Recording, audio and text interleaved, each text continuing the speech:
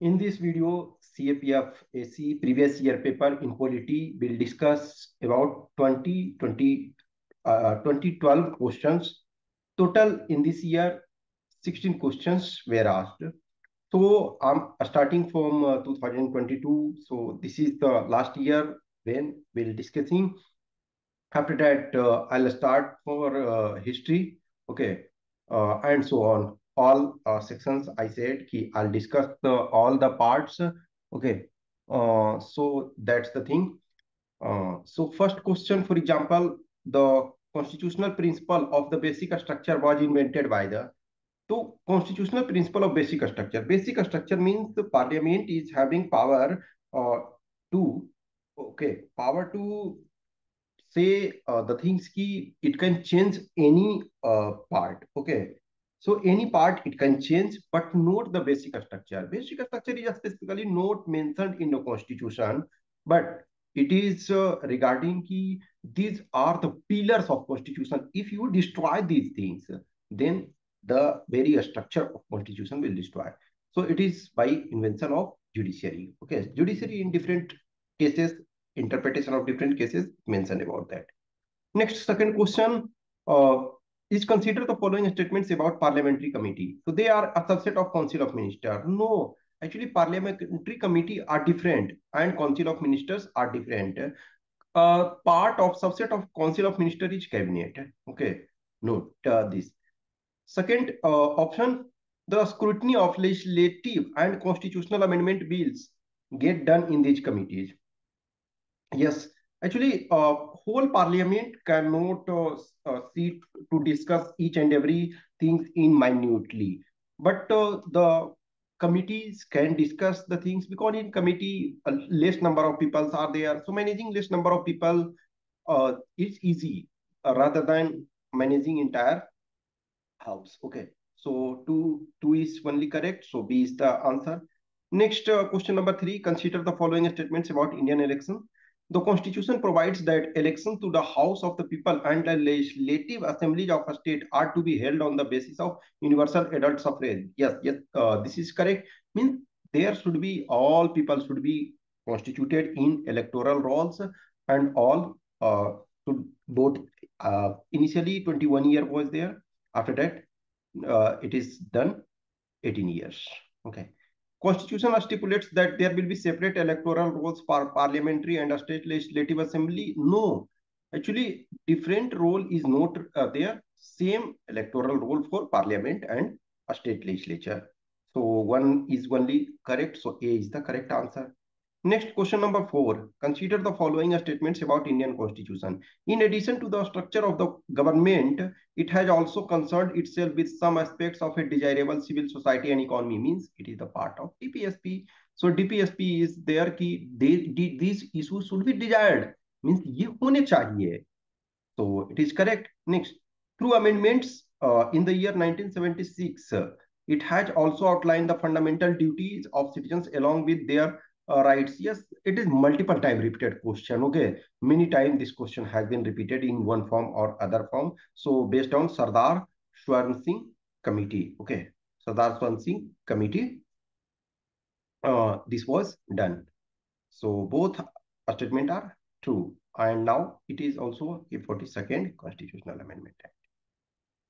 Next, question number 5. The World Conference on Human Rights that affirmed the universality of rights and launched an ambitious plan of action was held in. Means मानव अधिकार पे जो विश्व सम्मेलन हुए जिसमें अधिकारों की सार्वभौमिकता की अभिपुष्टि हुई और महत्वाकांक्षी कार्य योजना का प्रवर्तन हुआ, तो ये Vienna 1993. Vienna is the capital of Austria. देखो, ऑस्ट्रिया का कैपिटल वियना और ऑस्ट्रेलिया का कैनबरा. ये ध्यान रखो. Next, question number 6. Which one among the following statements about a state reorganization is not correct? Not correct ये कह रहा. देखो, इनिशियल ईयर के आप यदि देखोगे तो इसमें नोट करेक्ट वाले क्वेश्चन कम होते थे. आज के डेट में नोट करेक्ट वाले क्वेश्चंस ज्यादा होते हैं. तो the act dealt with the issue of redrawing the boundaries of a state, सही है। It was passed in the year 1956, yes सही है। एक्चुअली देखो, जो पोट्टी श्री रामालू जो आंध्र प्रदेश को मद्रास से अलग डिवीजन ये चाहते थे, उनके डेथ के बाद जो है वो फिर रिलीजी एक तरह से, सॉरी, लैंग्वेज के बेसिस पे स्टेट्स का रिऑर्गेनाइजेशन किया गया। Okay, it created 14 states and 6 UTs, सही है। The state boundaries was drawn for administrative convenience, no, actually administrative convenience शुरू में रखा गया था, लेकिन फिर जब आंध्रा का डिमांड जब हुआ, आंध्र प्रदेश बना, तो फिर हमने लिंग्विस्टिक आधार पे राज्यों का गठन किया। तो डी आपका गलत है, लिंग्विस्टिक आधार पे किया। नेक्स्ट देखो, ये क्वेश्चन में बहुत लोगों को कंफ्यूजन था कि यूपीएससी ने गलत आंसर दे दिया है, लेकिन आप पूरे तरीके से इसको देखोगे तो आप पाओगे कि वो सही था।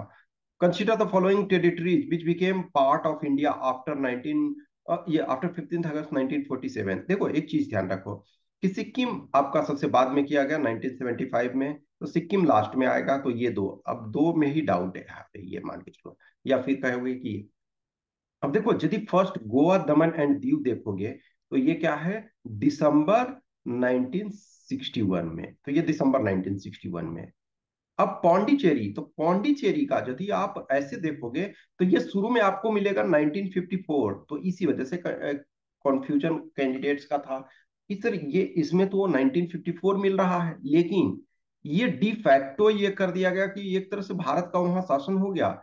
लेकिन ऑफिशियली जो रिकॉग्निशन मिला है वो 1963 में, जब फ्रेंच पार्लियामेंट ने इसको पास मान लिया कि हाँ ये इंडिया का इंटीग्रल पार्ट है, फिर इंडियन पार्लियामेंट ने भी एक्ट पास किया।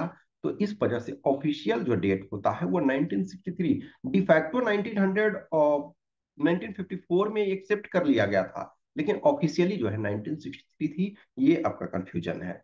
ठीक है, अब देखो ये दादरा नगर हवेली, तो दादरा नगर हवेली का भी देखोगे कि ये आपका जो है वो 1961 में ही है, तो 1961 ये भी है और ये, लेकिन ये आपका अगस्त 1961 है।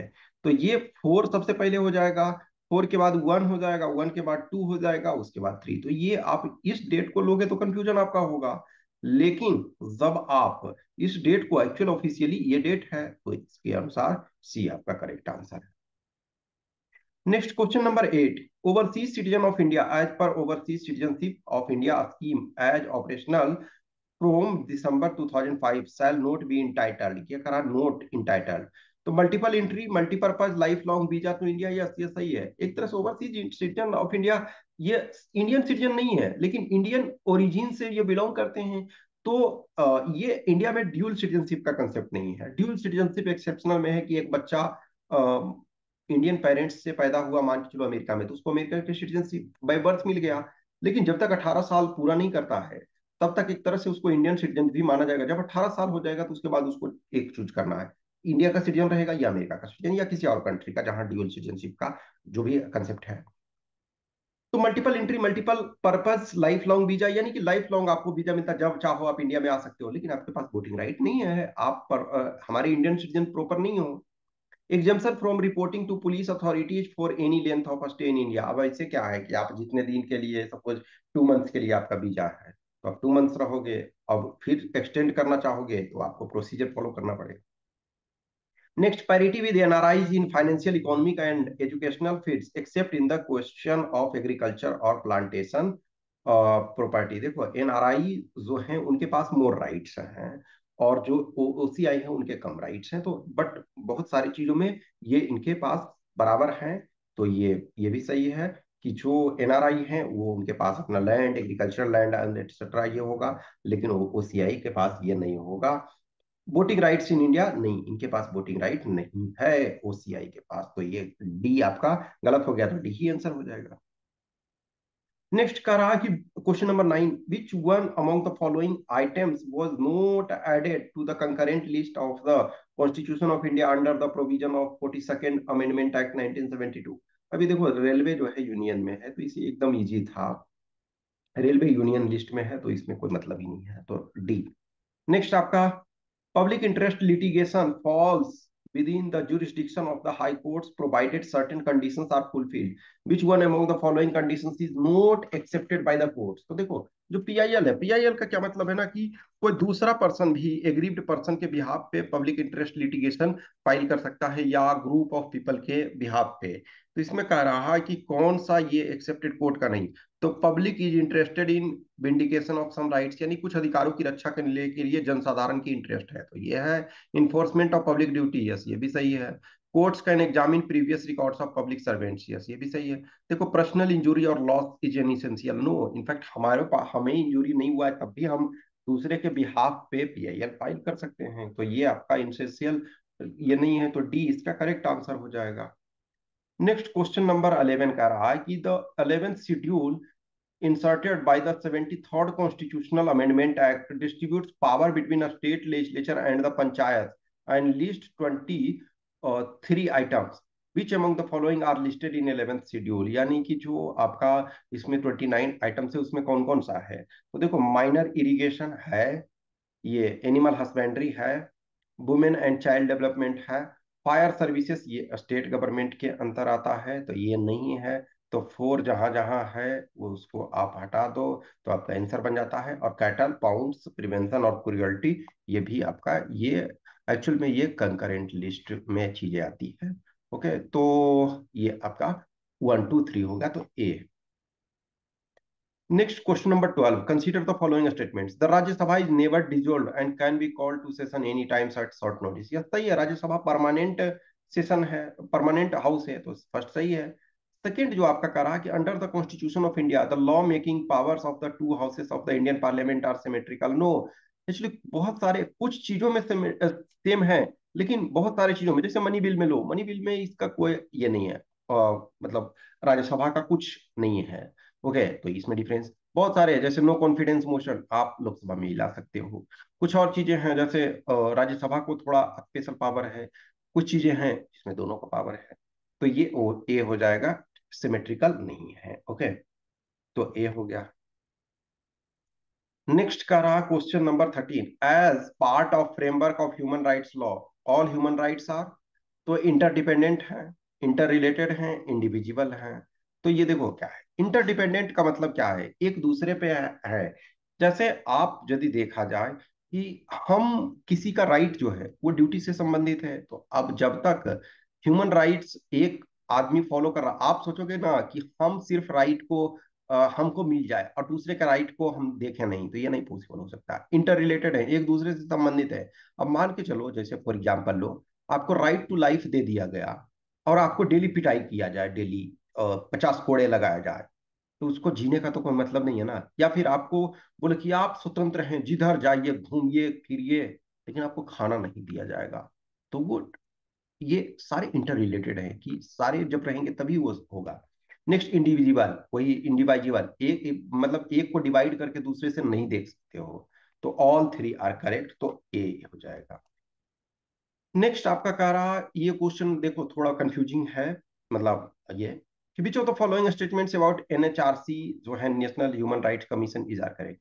It is alternative non judicial channel, yes ये सही। एक्चुअली में क्या है कि ये जो है आपका न्याय न्याय यानी कि जुडिशियबल नहीं है, जस्टिसिएबल वाला जस्टिस जो कोर्ट दे रही है उससे अतर है, उससे डिफरेंट है ये, यानी कि ये आपका जुडिशियल राइट्स नहीं दे रहा है आपको, तो फर्स्ट आपका सही है। सेकंड जो है victims of human rights violation can seek reparation through NHRC. आप देखो इसमें लगेगा कि फर्स्ट और सेकंड कॉन्ट्राडिक्ट कर रहा है कि जब ये नॉन जस्टिसिएबल है तो फिर ये विक्टिम को रिलीफ कैसे दे सकता है। ये है कि किसी भी चीज का उसको हानि हुआ, नुकसान हुआ, तो ये जो फाइनेंशियल टर्म्स में या कुछ अदर टर्म्स में उसको दे सकता है, तो क्यों नहीं दे सकता है, नॉन जुडिशियल चैनल है वो भी उसको प्रोवाइड कर सकता है। तो फर्स्ट एंड सेकेंड आपका सही है, तो जब ये तो आपका हट गया। अब देखो it can not grant immediate relief, अब इमीडिएट रिलीफ देखो कुछ चीजें हैं उसको प्रोवाइड कर सकती है, अब इमीडिएट रिलीफ का मतलब ये नहीं होता है कि आपको सजा मिल गया और ये फाइनली हटा देगा, नहीं। इमीडिएट रिलीफ का मतलब है कि कोई पर्सन परेशान है तो कुछ चीजों को वो प्रोवाइड कर सकता है, तो ये आपका गलत हो गया। It has the direct power of enforcement, no ये चूंकि नॉन जुडिशियल है तो इसके पास इन्फोर्समेंट का कैसे पावर होगा, तो ये फोर आपका नहीं होगा। तो आपका 1 और 2 ओनली हो गया, तो आंसर आपका बी हो गया। नेक्स्ट क्वेश्चन नंबर 15 जो कह रहा, consider the following statements about the convention of the rights of child. Rights of child के संबंध में कह रहा है कि it is an international treaty which recognizes the human rights of children up to age of 14 years, नहीं 18 years, तो ये गलत हो गया। नेक्स्ट है, it constitutes a common reference against which progress in meeting human rights standards for children can be assessed and result compared. यह सही है, एक सामान्य संदर्भित निर्मित करता है कि जिसके विपरीत जो शिशु है, मनुष्य जो है, यानी कि बच्चा है, उसका जो राइट है उसको आप असेस कर सकते हो और कंपेयर कर सकते हो कि डिफरेंट प्लेसेस पे क्या मिलनी चाहिए। तो ये आपका सेकंड सही है, फर्स्ट गलत है, तो बी इसका करेक्ट आंसर हो जाएगा।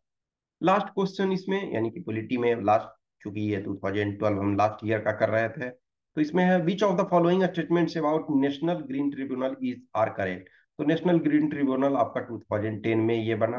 तो it is a specialised body equipped with the necessary expertise to handle environmental disputes involving multi disciplinary issues. सही है, ये जो आपके पर्यावरण से संबंधित जो है वो स्पेशलाइज्ड बॉडी है।